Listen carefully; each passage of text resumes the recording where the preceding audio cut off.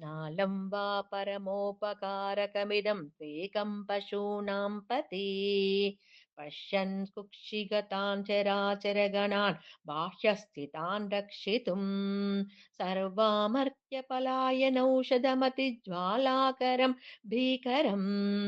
निक्षिप्तं घरलं Glenn गिलितं नोद्घिर्नमेव त्वया ज्वालोग्रस्सकलामरातिबधः श्वेलं कथं वा त्वया दृष्टः किञ्च करे धृतः करतले किं पक्वजम्बूफलम् जिह्वायां निहितश्च सिद्धघुटिका वाकण्ठदेशे भृतः किं ते नीलमनिर्विभूषणमयं शम्भो महात्मन्वदाम् नालं वा सकृदेव देव भवतः सेवानतिर्वानुतिः पूजा वा स्मरणं कथाश्रवणमप्यालोकनं मादृशाम् कामिन्नस्थिरदेवतानुसरणा यासेन किं लभ्यते का वा मुक्तिरितः कुतो भवति चेत् किं प्रार्थनीयं तदा किं भ्रूमस्तव साहसं पशुपते कस्यास्ति शम्भो भवा धैर्यं चेदृशमात्मनस्थितिर्यां चान्ये कथं लभ्यते पश्यद्धेवगणं त्रसन्मुनिगणं नश्च प्रपञ्चं लयम्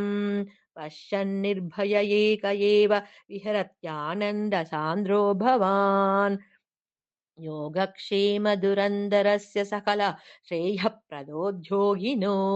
दृष्टादृष्टमतोपदेशकृतिनो बाह्यान्तरव्यापिनः सर्वज्ञस्य दयाकरस्य भवतः किं वेदितव्यं मया शम्भो त्वं परमान्तरङ्ग इति मे चित्ते स्मराम्यन्वहम् भक्तो भक्तिगुणावृते मुदमृता पूर्णे प्रसन्ने मनः कुम्भे साम्ब तवाङ्घ्रिपल्लवयुगं संस्थाप्य संवित्फलम् सत्त्वं मन्त्रमुदीरयन् निजशरीरागारशुद्धिं वहन्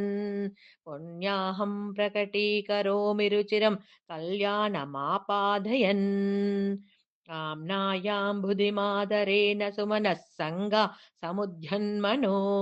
मन्तानं दृढभक्तिरज्जुसहितं कृत्वा मतित्वा ततः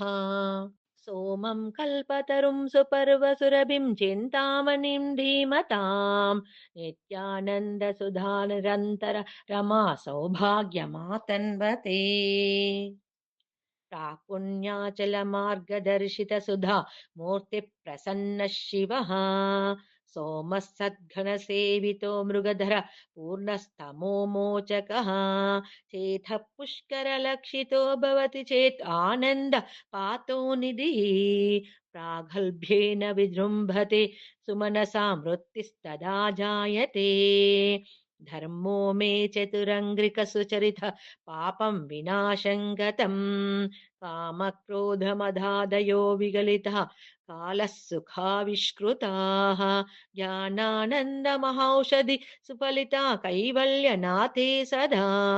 मान्ये मानसपुण्डरीकनगरे राधावतंसे स्थिते धीयन्त्रेण वचो घटेन कविता कुल्योपकुल्याक्रमैः